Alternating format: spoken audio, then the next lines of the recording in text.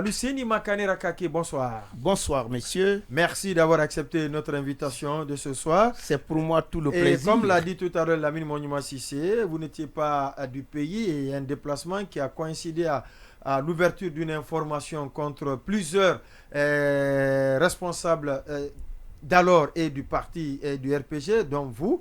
Beaucoup avaient estimé que vous avez fui le pays. Qu'est-ce qui s'est passé entre-temps pour que vous preniez un courage cornélien afin de regagner le pays? Je voudrais vous dire que cette liste est apparue quand j'étais à Conakry. Et je ne suis pas sorti par les frontières terrestres. Je suis sorti par l'aéroport international. Vous n'avez pas eu d'empêchement, de difficulté à l'aéroport? Je n'ai pas eu de difficulté. Je suis sorti et je suis revenu. Je fais confiance à la justice. Je fais confiance au peuple de Guinée. Vous n'avez pas risqué gros? Bon, la vie c'est un risque. Même pour manger, on risque. Mais j'ai calculé le risque avant de venir, quoi qu'il arrive. Ce qui est important aujourd'hui, nous devons chacun, en ce qui le concerne, participer à la réussite de cette transition. Je vous ai écouté tout de suite parlant de la confiance, de la poursuite des politiques, de ci, cela. Ce que je veux vous dire, le monde juridique doit être le reflet du monde physique. Ce que vous voyez là, c'est ce que le peuple de Guinée représente. Vous-même, vous avez dit tout de suite que nous avons été poursuivis. Sur la base de la plainte de qui? Du FNDC. Et qui est FNDC? C'est Selouda Diallo. Quels sont ceux qui ont été visés? C'est les politiques. C'est une manière de se débarrasser des gens. Sinon, une personne comme Indomani Doré, Suleiman Douno Keta, Zer Farel, on pouvait les poursuivre pour tout sauf crime de sang. Pourquoi? Ils n'étaient même pas députés encore, ni dans la chaîne de commandement. Ils n'ont pas de fusil, ils ne donnent pas des ordres. Comment on peut les poursuivre pour les assassinats? Comment? Personnellement, je n'étais même pas en Guinée. J'étais malade couché à Paris. Et c'est pendant cette période-là, on dit qu'il y a eu des morts d'hommes. Et ceux qui disent que demain, quand ils seront au pouvoir, personne ne sera inquiété qui n'est pas en conflit avec la loi, c'est eux qui établissent la liste et ils déposent au niveau du procureur de la République qui heureusement nous poursuit. Lui-même, il a été poursuivi par les mêmes personnes et dans les mêmes conditions. L'actuel ministre de la Justice, et il se rappelle qu'il n'a même pas coupon, donc il ne peut pas tuer. Il a oublié que nous aussi, on n'avait même pas coupon. Oui, mais sauf que finalement, les autorités ont dissous le FNDC. Mais c'est tout à fait normal. Ah bon? C'est ce que je voulais vous dire. Comment c'est tout à fait normal? Non, je vais vous prospérer une plainte contre vous en justice. Et quand ça les concerne, tout de suite, on dissout vous savez, la structure. Avant d'aller, moi j'avais dit il faut dissoudre le FNDC. Parce qu'il y a une plainte contre vous. Non, c'est pas ça. Avant même la plainte, j'avais dit de dissoudre. J'avais dit c'est des plaisantins. Mais vous savez, de toutes les façons, vous dites que c'est des plaisantins, mais c'est leur plainte. Je vais vous dire. Sur la base de cette plainte, qu'une information a été ouverte contre vous. Monsieur et ça a Condé, même été rappelé par le ministre de la Présidence lors de la synergie des médias. Monsieur Condé, logiquement. Ouais, vous êtes dans les liens de la justice. Logiquement, une association, il y a 3 manières de disparaître. Premièrement, par la volonté des associés. Deuxièmement, par la justice. Troisièmement, par l'incapacité d'atteindre l'objectif. L'objectif, c'était de défendre la constitution de 2010. D'empêcher, oui.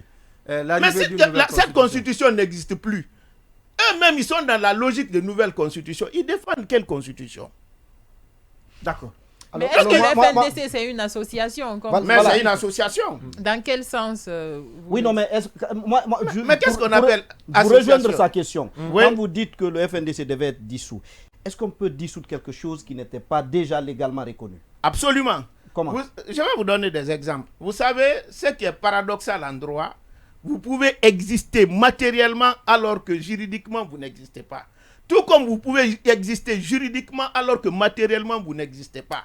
Maintenant, lorsque vous avez une capacité de nuisance, pendant que vous n'existez pas juridiquement, l'État a la capacité de dissoudre, et ce n'est pas propre à la Guinée. Il y a beaucoup d'associations de faits qui ont été dissous en France. Oui, mais vous pouvez, après l'émission... Oui, mais là-bas, il y a une base juridique qui stipule expressement les conditions à suivre groupement de faits. Ah. Ici, dans notre pays, il n'y a aucune... le groupement de faits, lui-même n'est pas mentionné dans nos lois. Dans nos lois. Je vous dis, et je répète, l'État est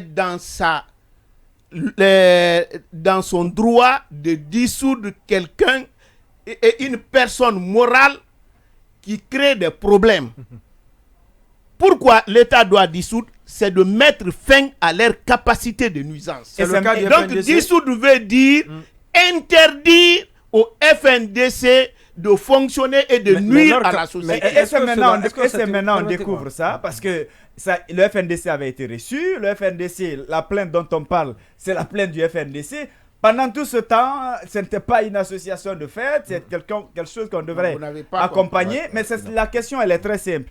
Pourquoi c'est maintenant on se rend compte justement qu'on doit être nuisible et qu'il fallait... Je reprends. J'ai eu une rencontre avec le ministre de l'administration du territoire. Mori Kondé. Quand il venait d'arriver, vous savez, lorsque... Qu'est-ce que vous lui avez dit? Attendez, rapidement. Non. C'est important. Dès qu'ils ont commencé, ils ont dit les manifestations. Je suis allé lui dire, je dis si vous ne faites pas attention avec ces gens-là, je dis ils vont créer des problèmes. Le FNDC, ils vont nous envoyer même, on risque même la guerre civile. Je dis quand ils vont manifester, il y aura des morts, je vous le dis. Il peut être mon témoin. Il y en a eu. J'ai dit, si vous ne faites pas attention, ils vont vous pousser à l'imprudence. Avant mon départ, vous savez, j'ai l'expérience. J'ai vécu dans ce pays. C'est nous, malheureusement, la seule faute du régime du professeur Alpha Condé, c'est le fait qu'il n'a pas rétabli ceux qui se sont battus pour l'instauration de la démocratie dans ce pays. Personne ne parle. On pense toujours que cette démocratie a commencé en 2010. Alors que ce qui est passé avant 2010, c'était plus dur, plus difficile que 2010. Et maintenant, ce n'est même pas comparable. Ah bon? Avec ce qui se passe maintenant? Mais à l'époque, il n'y avait pas une loi pour maintien d'ordre. Il n'y avait pas des armes conventionnelles. C'était les bérets rouges. C'était les... Aujourd'hui, on fait faire la différence entre l'arme létale et non létale. Aujourd'hui, on le dit parce qu'il y a deux. À l'époque, il n'y avait pas. Et quand vous vous engagez, vous ne cherchez pas à comprendre que demain, vous pouvez être conseiller ou pas. Il n'y avait rien. C'est pourquoi quand j'ai entendu un leader dire non, ils sont partis avec le professeur Alpha Condé parce que ce n'est pas facile de rester dans l'opposition. J'ai dit c'est nous qui devons leur dire. Parce qu'ils sont partis au pouvoir s'enrichir et venir être opposants. Nous, on a commencé pauvres opposants et tenir près de 20 ans avant d'être au pouvoir. Monsieur Makaneda, vous avez dit tout à l'heure que vous avez confiance à la justice et c'est ce qui vous a amené à revenir en Guinée. Si jamais il y a une poursuite engagée contre vous, et vous pouvez être disculpé par la justice. Et sûrement vous avez écouté Seydou Alain Diallo, par contre, qui dit que la justice ne le rassure pas. Est-ce que, d'après ce qu'il a subi, vous le comprenez? Bon, je voudrais rapidement vous dire, quand on a dit justice, c'est toute la structure, c'est-à-dire c'est tout le pouvoir judiciaire. On peut perdre à un niveau et gagner dans un autre niveau. C'est pas parce qu'un magistrat a mal jugé que tous les magistrats sont mauvais. Par exemple, vous avez parlé de la CRIEF. Moi, j'ai des réserves par rapport à la manière dont les choses se passent à la CRIEF. Pour avoir été ministre, pour avoir été député à l'Assemblée nationale, pour avoir une petite expérience en ce qui concerne l'élaboration, l'adoption, l'exécution et le contrôle budgétaire, lorsqu'on me présente une seule personne qui l'a détourné, je ne peux pas comprendre. Parce que le principe voudrait qu'il y ait une séparation entre le rôle de l'ordonnateur et de comptable. Donc, lorsqu'il y a un problème au niveau d'un département ministériel, la première personne à qui on pose la question, ce n'est pas le ministre, mais c'est le comptable à qui on a confié l'argent. C'est lui qui peut dénoncer maintenant le ministre. Mais si c'est le ministre qui est le premier à être poursuivi... Ce sont les ordonnateurs sectoriels. Oui, ils ordonnent. Mais même la DAF qui relève du ministre n'est pas nommée par lui. Oui, bien sûr. Il y a un contrôleur financier, s'il ne signe pas, il n'y a pas de dépenses. Oui. Qui ne relève pas non plus du ministre. C'est-à-dire, quand je suis les débats... Du ministre sectoriel, quoi. Non, oui, non, voilà. Quand je suis les débats, des fois... Ça donne l'image comme chaque ministre. Est important. C'est qu'il dit. Comme chaque ministre a un conteneur d'argent. Non, attendez, je vais finir. Parce que cette partie-là est très importante. Qu'il termine, c'est important. Quand je suis les débats, des fois ici, c'est comme chaque ministre a un conteneur d'argent dans son département ministériel. Chaque matin, il ouvre le conteneur. Il regarde ce qu'il y a dedans, il prend, il distribue. Non, le ministre est très loin de l'argent. C'est pourquoi moi, la démarche que j'avais souhaitée, parce que vous avez que j'ai conseillé... Vous éloignez les ministres de l'argent. Non, c'est pas moi, c'est la loi. Non. Vous savez... C'est ce qu'il a dit, la monument. Comment vous l'avez confirmé? Si le chef comptable n'est pas nommé par le ministre, le contrôleur ne relève pas du ministre. Alors que la loi dit que maintenant, je vais expliquer. Peut-être n'a rien compris du budget. Non, j'ai compris. Non, vous n'avez pas compris. Moi, vous savez, regardez très bien. Regardez très bien. Regardez-moi. Oui, allez-y. Vous savez ce qu'on appelle la Bible et le Coran des finances publiques? C'est l'OLF. Ouais, la LOLF. La loi organique, oui, relative aux lois des finances.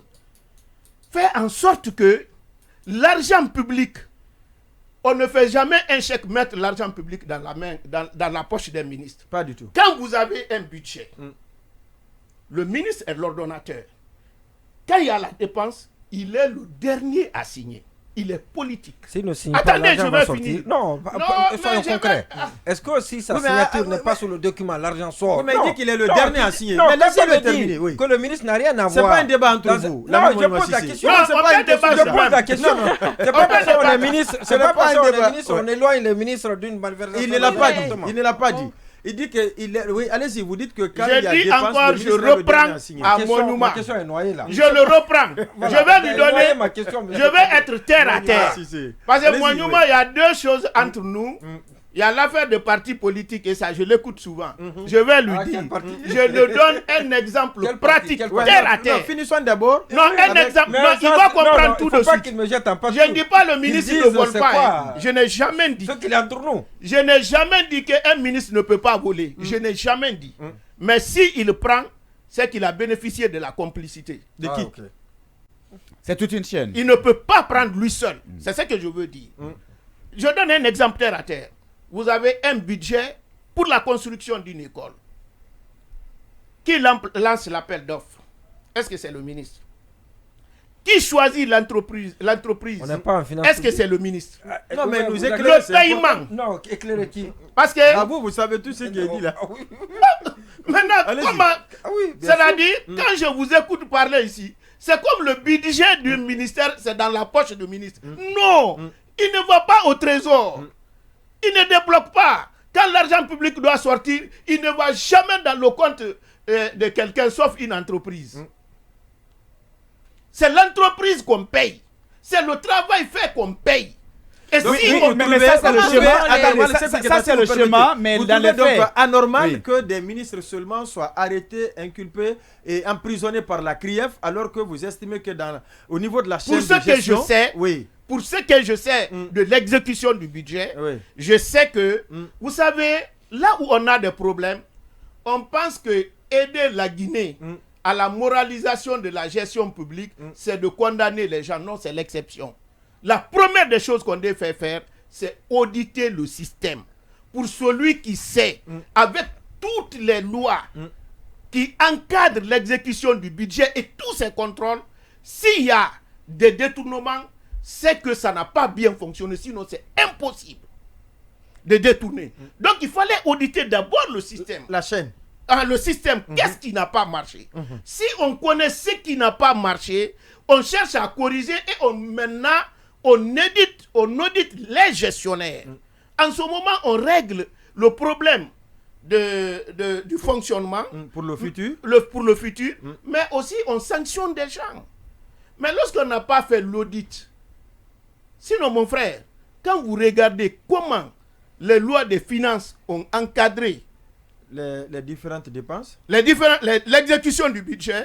Oui, mais Dire ça, que c'est quelqu'un a pris des milliards, c'est que ça n'a pas fonctionné du tout. Oui, mais ça, c'est Et le puisque schéma. ça n'a pas fonctionné du tout. Mais ça, c'est le schéma. Ça, Oui, c'est mais on le va laisser schéma. Sansobari poser sa Dans question. la même logique, en fait. Non, non, oui. C'est le schéma, mais est-ce que dans les Sanso faits. va poser une question le rapidement. concernant- Je vous en prie. C'est lié Mais un la peu. Keta, Allez, c'est les faits là. D'accord, oui. Sanso, C'est allez-y. les faits là qu'on devait auditer, c'est pour les faits là voir où il y a eu des problèmes. D'accord. Parce que des fois, c'est les gens qui s'auto-censurent.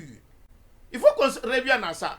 Parce que pour une dépense, ça ne passe pas sans que le contrôleur financier ne signe. Alors, Si le ministre dit signe et il signe, c'est qu'il n'a pas fait son travail. alors, donc on saura qu'à ce niveau, c'est là-bas où il y a des problèmes.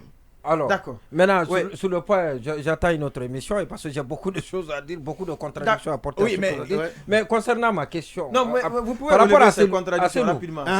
Non, il y a beaucoup de.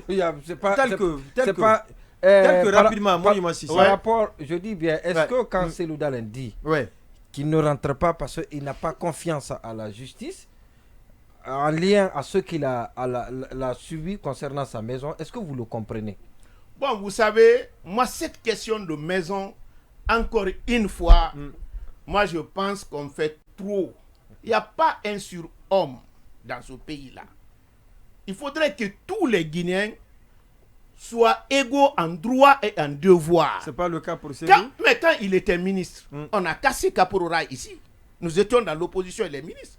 À cette époque, il avait dit qu'il ne faut même pas parler de problème de droits de l'homme. On a voulu ouvrir. Mais pourquoi on prend pour 2 personnes seulement? Bien que c'est des citoyens. Mais je voudrais qu'on pose le cas de tout le monde. Ce n'est pas parce qu'on est leader de parti politique qu'on est au-dessus de la loi. Ça, je ne suis pas d'accord avec ça. Mais les citoyens qu'ils sont peuvent parler de leur Oui, et préoccupation à eux, non? oui, et ils peuvent en parler. Maintenant, c'est lui pour Ça, le je moment suis- qui en je a suis parlé. tout à Qu'est-ce fait que vous en d'accord pensez? Ouais. qu'ils puissent en parler. Mais je ne pense pas que cela soit suffisant. Si c'est la maison seulement, il y a des gens qui ont les maisons cassées ici, ils vivent ici. Ils ne sont pas en prison. normal? Si c'est normal de casser ou pas, parce que c'est cassé, bon, seul le juge peut dire c'est normal ou pas. Vous savez, moi je suis républicain, Vous respectez la je justice. respecte la justice. Je sais que l'acte administratif quand même bénéficie de 2 choses. Il y a d'abord la présomption de la légalité, il y a le privilège du préalable. Présomption de la légalité, c'est que dès qu'on prend, l'acte est légal, A priori. a priori. Maintenant, on fait vérification. Maintenant, vous ne vous opposez pas à son exécution, privilège de préalable. Mais vous avez quand même le droit de pouvoir Le droit de recours. attaquer l'acte pour son annulation. Ça, moi je pense qu'il pouvait suivre ce chemin. D'accord. Sansobari, Pour revenir à la CRIEF, vous avez des réserves. Est-ce que, partant de ces réserves, vous accréditez la thèse selon laquelle il y a un ciblage sur les politiques? Mais je vous dis, ça c'est pas propre à la CRIEF. C'est ça la mentalité des Guinéens. C'est ça la mentalité des Guinéens. Je suis là. Quand vous regardez tous ceux qui interviennent, ceux qui ne sont pas de mon bord, 80% disent qu'ils vont aller à la CRIEF, ils ne connaissent même pas ma gestion. C'est pour ça que j'ai vu des gens pleurer quand Lucien est mort. J'ai dit, vous-même peut-être que vous êtes responsable. C'est vous qui avez dit qu'il fallait nous prendre tous ceux qui ont accompagné Alpha, il faut les mettre en prison. Maintenant, on met quelqu'un en prison, il meurt, vous dites encore c'est Ali Touré. Vous aussi, vous avez votre part. Parce que si tous les Guinéens, je parle des Guinéens en général, Mais attendez, je faut vous pas- assure, faut pas ramener la je responsabilité vous à tout le assure, monde. non. Est-ce que moi, Monument ou Non, Sanso, mais nous quand sommes je dis responsables? tout, Oui, c'est-à-dire, je parle de la majorité. d'accord. C'est la majorité, c'est notre réaction. Des fois, moi, je voudrais. Donc, moi, c'est purement vous savez, moi, comportemental. Ouais. ma position dès le 5, ça a été clair. Je dis le CNRD n'est pas un adversaire à Makanera. Si le CNRD pose un acte qui profite au peuple de Guinée, je ne m'opposerai pas, je le soutiendrai. S'il pose un acte que je pense n'est pas profitable au peuple de Guinée, je m'opposerai et je ferai des propositions. Et à Parce date, que entre actes posés en faveur du peuple et ceux posés non favorables au peuple, qu'est-ce qui est plus nombreux, moi, aujourd'hui, selon vous? il faut reconnaître il y a des actes qu'ils ont engagés qui sont salutaires, mais dans l'exécution, il y a des problèmes. C'est ces problèmes-là qu'il faut dénoncer pour que l'acte tel que l'idée qui a sous-tendu à sa création soit respectée au profit du peuple. Voilà ma position. C'est pas nier tout, peindre tout comme rouge. Ça, je ne suis pas pour ça. Parce que ce n'est pas des gens qui doivent rester... C'est comme le débat que j'entends. La transition a commencé à quelle date? Il ne faut pas poser ça. Le jour où Alpha Condé a été renversé, la transition a démarré ce jour-là. Jusqu'au jour où il y aura un autre président élu, ça sera la fin de la transition. Quand on pose cette question, c'est pour savoir les 36 l'exécution mois. Du chronogramme. Voilà. Les 36 mois datent. Donc dites les 36 mois, mais pas la transition. Non, on parle de 36 mois, le plus souvent. Non, en ce moment, à supposer qu'ils vous disent que les 36 mois commencent aujourd'hui, ça veut dire que ce qui s'est passé, ce n'est pas dans la transition. Donc c'est vous qui créez les problèmes. Vous êtes un acteur politique. Les 36 mois sont censés commencer quand? Vous savez, moi, l'affaire de 36 mois même, je pense que c'est une proposition du CNRD. Parce qu'on va au dialogue. Là où je n'étais pas d'accord avec le Premier ministre hier, c'est lorsqu'il dit qu'il n'y a pas de crise. Oui, mais avant lui, c'est Amara Kamara qui l'a dit. Oui, le colonel Amara Kamara je suis d'accord qu'il l'a dit. Mais le Premier ministre, en tant que président, qui doit réunir les gens autour de la table, s'il dit qu'il n'y a pas de problème... Il dit que sa main reste tendue là. Non, s'il dit qu'il n'y a pas de problème, mais on se réunit pourquoi? Parce que moi je vous dis, il y a deux crises en Guinée. La première. Crise institutionnelle. C'est pourquoi on parle de nouvelle constitution. Crise politique. C'est pourquoi on dit, là, nous qui étions là, il faut nous remplacer par d'autres. S'il n'y avait pas de crise, et la constitution et notre gouvernement allaient continuer. Alors, parlant de cette crise, on va parler de votre alliance, votre formation politique alliée au RPG Arc-en-Ciel. Ces derniers temps, on a du mal à comprendre les communiqués par rapport à la manifestation. La dernière manifestation du FNDC, par exemple, on a vu deux communiqués. Un communiqué qui affirme ou qui apporte, si vous voulez, le soutien du RPG Arc-en-Ciel ou qui appelle les militants à suivre les mots d'ordre. Et un autre qui parlait simplement d'une lecture de Saint-Coran au niveau du siège du parti. Qu'est-ce qui se passe? Est-ce qu'il y a une sorte de fissure? Est-ce que vous avez du mal à vous entendre sur un certain nombre de points par rapport à la gestion de cette transition? Bon, vous savez, je n'étais pas là. Mais ce qui est important, mes représentants qui étaient... Si vous étiez là, il n'y aurait pas de confusion. Qui étaient là, non, j'allais mieux comprendre, appréhender la situation.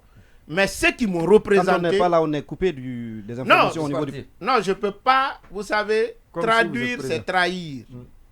Quand quelqu'un vient te dire, s'il n'a pas ajouté quelque chose, il peut diminuer. Donc, je ne peux pas prendre comme la parole du Saint-Coran ou de l'Évangile.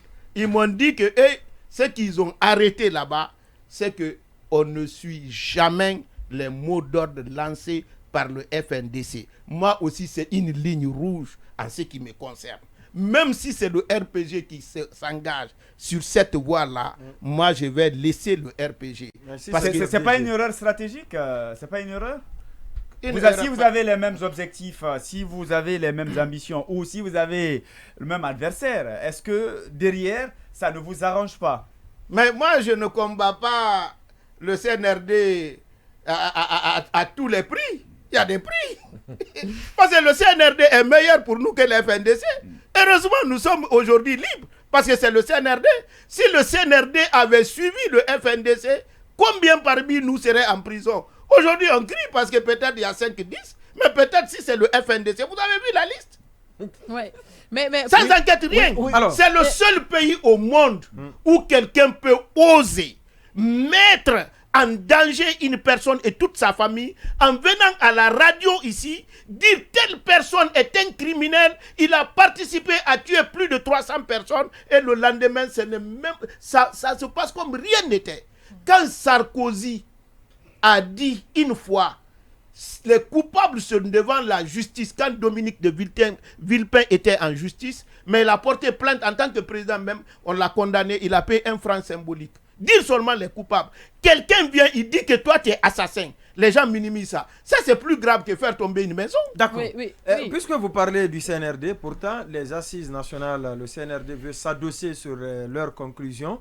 pour réduire le nombre de partis politiques. Qu'en dites-vous? Oui, j'ai écouté le Premier ministre par rapport à ça aussi. Mais j'ai compris, le Premier ministre est sorti du secteur privé. Maintenant, il gère l'administration publique. Ça pose des problèmes. Au plus haut niveau. Vous savez, dans tous les pays, il y a les leaders, ceux qui assurent le leadership. Il y a le peuple. Je suis d'accord qu'on consulte le peuple. Et que le peuple dit ce qu'il veut. Mais on ne peut pas vulgariser ça, exécuter en ce moment qui est leader. C'est le peuple ou bien c'est nous? Le peuple a exprimé un souhait. Mais quand je vois le doyen de Tannen dire il faut réduire le nombre de partis politiques, quand vous le demandez c'est quoi un parti politique, il ne connaît pas. Quel est le rôle du parti politique, il ne connaît pas. Quel est le régime politique, il ne connaît pas. Mais c'est lui qui va définir pour nous comment les partis politiques vont fonctionner. Non, j'ai pris un exemple. J'ai pris un simple exemple. Donc je suis d'accord que les gens aillent demander, c'est à nous maintenant, par rapport à ce que la population a proposé, voir ce qui est profitable à la population. En ce moment, on a joué notre rôle. En parlant des partis politiques, quand j'ai écouté des deux côtés, franchement, j'ai failli pleurer. Des deux côtés, c'est-à-dire? C'est-à-dire et de l'opposition et ceux qui sont avec le CNRD, j'ai failli pleurer parce que j'ai compris de 1992 en 2022, on ne connaît jusqu'à présent pas c'est quoi un parti politique en Guinée. C'est pitoyable, c'est déplorable. Au nom de Dieu. On ne connaît même pas c'est quoi un parti politique. Moi je pense, avant de parler le parti politique, les partis politiques, il faut avoir un minimum de connaissance de la charte des partis politiques. Cette charte-là, quelle est la sagesse qui est cachée derrière les différents articles? Parce qu'aujourd'hui, quand j'entends un responsable de l'opposition dire non, il faut dissoudre les partis, et que les bureaux, ils n'ont pas de siège, le bureau dans le sac. Mais c'est ridicule. Ce pays-là n'est pas pauvre parce que les leaders sont pauvres. Hein. Ce pays-là est pauvre parce que les anciens gestionnaires sont trop riches. Ils sont sur les fortunes qui représentent plusieurs milliards d'années de leur salaire. Donc, je vais vous donner un seul exemple. Vous justifiez. Oui, non, je vais vous donner un exemple avant de venir. De la CRIEF, parce qu'il y a des anciens dignitaires, des anciens gestionnaires qui sont en prison. Mais vous savez, j'ai dit que c'est bon. Mais je l'ai dit ou bien je n'ai pas dit. J'ai dit c'est dans l'exécution, je ne suis pas d'accord. Je vais vous donner un exemple. Quand vous prenez les 10 candidats à l'élection présidentielle française, la plus riche, Valérie Pécresse, accréditée de 10 millions d'euros. Le président Macron, moi qui suis le politique le plus pauvre de la Guinée, quand vous évaluez mon patrimoine, dépasse le patrimoine de Macron. Parce que quelque part, c'est 600 000 euros ou 550 000 euros. Et moi, on se moque de moi ici. Hein. Alors que le PIB de la France, c'est 3 052 milliards d'euros. Ça fait 175 fois le PIB de la Guinée. Et le plus pauvre des candidats des politiques de la Guinée dépasse la moitié des candidats de la France et on ne se moque pas d'eux. Voilà la raison de notre misère. Parce qu'on n'a jamais su. Quand vous prenez Pécresse, les partis ne doivent pas être riches si ils n'ont pas d'élus. Si un parti est riche, c'est problème. Prenons la charte des partis politiques. Qu'est-ce que la charte des partis politiques protège deux choses. C'est-à-dire le fonctionnement normal en respectant la laïcité, la forme républicaine de l'État, l'intégrité du territoire, tout. Ça, c'est la première chose. Deuxième chose, empêcher que le parti ne soit à la solde d'un groupe de personnes. Que ce soit une personne étrangère ou au niveau national. C'est pourquoi la charte dispose que les partis peuvent recevoir des dons et des legs, mais qui ne doivent jamais dépasser, tous les dons et legs ne doivent pas dépasser 20% du patrimoine du parti, qui est issu de la cotisation.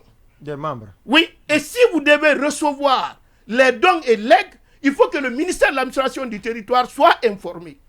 En créant un parti politique, on ne vous demande pas un franc. Cela veut dire, l'idéal voudrait qu'il n'y ait aucun franc. C'est pourquoi, mais il faut que les gens comprennent, quand il y a des dispositions, on n'a jamais mis un plafonnement vers le bas, c'est vers là-haut. Si vous devez dépenser, vous ne devez pas dépasser ça. Si on ne met pas vers le bas, l'idée voudrait que vous ne dépensiez rien pour ne pas influer l'opinion des gens. Valérie Pécresse, pour aller aux élections, elle s'est endettée de 5 millions d'euros. Comme elle a eu 4,78, donc on ne le remboursait pas. Elle était obligée de demander maladie parce que la loi l'interdit de payer plus de 4 600 euros. Parce que si elle paye plus, le parti devient sa propriété. Donc si on applique la loi sur les partis, c'est ceux qui pensent qu'ils sont dans les normes, c'est eux qui vont disparaître. Oui, non, mais est-ce que... C'est qu'on dit les petits. Est-ce qu'il y a des partis ici où les militants cotisent? Est-ce que ces dispositions-là sont les... Maintenant, si les militants ne cotisent pas, comment ils gagnent l'argent alors que c'est interdit par la loi? C'est là-bas le problème. Parce qu'à la limite, si on applique des dispositions-là, aucun parti ne restera. Non, moi, mon parti reste. Non, moi, mon parti reste. Aucun parti dans ce pays. Moi, mon parti reste. Non. Quand je vous donne mon budget, quand je vous donne aujourd'hui mon budget, je peux vous sortir tous ceux qui ont cotisé et à même hauteur. C'est pourquoi quand j'ai vu des jeunes, qui vont aller prendre des immeubles, que parce que quelqu'un a dit qu'il n'a pas de siège, mais c'est ridicule. C'est eux demain qui devaient être à notre place, qui devaient se battre pour l'instauration de la vraie démocratie, qui se laissent suivre des gens qui ne comprennent pas ce qu'ils disent. C'est quand regardez les Républicains, le fait qu'ils ont fait un mauvais score, ils étaient obligés de vendre leur siège à Paris. Ils n'ont pas pu tenir, ils ont vendu le siège. Le parti gagne, c'est quand il y a des élus. Quand il y a un bon score, on rembourse la campagne. Quand il y a des élus, on te donne l'argent. Quand tu n'as pas d'élus, tu n'es pas riche. C'est 1,7 € par électeur. C'est ça. Si vous avez plus de 5%. C'est ça. Mais c'est ici où deux personnes vont prendre tout l'argent et mettre, on dit c'est les autres qui sont mauvais. C'est-à-dire, je vous ai dit, ce pays-là, on a transformé les zéros en héros et les héros en zéros. Ceux qui sont corrects, c'est ceux qui sont mauvais. Alors, on est à 4 minutes de la fin de l'émission. Qu'est-ce que vous pensez du bilan? Oui, alors, Massouma, alors moi, pas que vous dites oui, je vais le dire. Quelle est la dernière fois où il y a eu un congrès dans votre parti? Et la deuxième question pour vous, c'est quoi la solution pour sortir de la crise? Le dernier congrès, ça vient de se passer il n'y a même pas 3 mois. Les gens n'ont pas été informés. Et c'est vous qui avez... mais est-ce que j'ai besoin de vous informer pour ça? Oui. Moi, je n'ai pas besoin. Oui, mais c'est pas caché. Mais est-ce que vous savez, ce qui est étonnant chez nous, c'est cette perception-là pour qu'on dise tu es un grand parti, tu es ceci, tu es cela. Non! Moi, pour le moment, je ne suis pas grand. C'est ça le principe de la vie. Ceux qui sont de l'UFDG aujourd'hui, qui disent que les petits partis n'ont qu'à disparaître. Depuis les années 92, l'ancêtre de l'UFDG, même l'UFD, on a fait ici près de 20 ans. Même un chef de quartier, ils n'ont pas pu élire. Les premiers élus de l'UFDG, c'est à partir de 2013. Lors des élections de 1992, 2013. Si on avait dit comme ils n'avaient pas d'élus, ils ne seront pas partis aujourd'hui. C'est en Guinée seulement, j'entends, il faut faire disparaître les partis. Alors que le principe de la vie, c'est les grands qui disparaissent, les petits montent. Moi, je pense, dans la vie, il faut respecter l'esprit. C'est que les gens... C'est comme si j'entends, même la Chine, il n'y a pas un seul parti politique. La Chine, au moins, il y a le parti communiste et 8 autres partis. Mais le bilan, on a récemment suivi l'ancien ministre Khalifa Gassama Diaby qui disait que pour la réussite du dialogue, il fallait tenir compte du principe de la représentativité des partis. Mais je ne suis pas contre. Même Macron, quand il y a des problèmes, il appelle ceux qui sont représentatifs, mais cela ne veut pas dire qu'il faut dissoudre ceux qui ne sont pas représentatifs, parce que demain, ils peuvent être représentatifs. Non, mais est-ce que vous comprendriez que dans le cadre de prendre en compte ceux qui sont représentatifs, que par exemple le FND ne soit pas convoqué au dialogue? Vous n'avez pas compris le cas de FND. Vous savez, dès le départ, peut-être je l'ai dit ici, j'ai dit, si ça ne restait que moi, on allait avoir 3 blocs. L'alliance Cellou Dalein Diallo et RPG Arc-en-Ciel représentent 92% ou bien même 94% des Guinéens. Et le reste, l'alliance Sidia. Chacun n'a qu'à trouver sa position là-bas. on a 3 groupes. Et moi, aujourd'hui, il est difficile. Avec, non, il est difficile qu'ils disent le FND ne doit pas être. Je vous apprends. Je dis sur la base de la représentativité. Maintenant, je vais vous dire. Allez-y. Malin, c'est lui qui dira quelle est ma part des voix obtenues par Alpha Condé et à l'élection présidentielle et aux législatives. Parce que c'est lui qui a demandé. Il a demandé de le rejoindre. Vous n'avez pas gagné à Bokeh. Il est parti plus. Attendez, je vais finir. Il est parti plus. Il a même demandé la fusion de nos partis. Et puisqu'en politique, il n'y a pas de cadeau. Il n'y a pas un cadeau. S'il a demandé, c'est qu'il a quelque chose. D'accord. Il s'attendait à quelque chose. Donc aujourd'hui, c'est résultat. Il nous dit que ce n'était pas en 2013, mais plutôt en 2005, lors des élections communales. De quoi 2000 combien 2005, les communales de 2005, les premiers élus de l'UFDG. 2005 quand Oui, c'est ce qu'il dit. Mais c'est un responsable. Autant de Lansana. Où il n'a qu'à me dire. Où il ne peut pas répondre ici tout non, il n'a qu'à dire. Parce que moi, je sais, en 2005, élection communale en 2005, moi, je n'ai pas vu un élu de l'UFDG. L'UFDG, pour qu'il soit l'UFDG, c'est quand Selou est venu. À sa tête. Selou est venu quand On ne parle pas de l'UFD. On me parle de Broual Tapé. Qu'est-ce que c'est Broual Tapé? Non, mais. En 2009, on a eu l'UFDG. Non, c'est avant. 2005 déjà, il y avait l'UFDG avec Baouri. C'est quand il y a eu un conflit entre le professeur So et Baouri. Ils ont ajouté le professeur So a gagné. On a demandé à Baouri d'ajouter un jeu. C'est comme ça l'UFDG est né. Le bilan du CNRD en un mot. Si on vous demandait, de qualifier le bilan du pour moi, c'est un peu mitigé. C'est-à-dire, il y a des choses que je salue. Par contre, il y a des choses que je trouve qu'il y a des problèmes.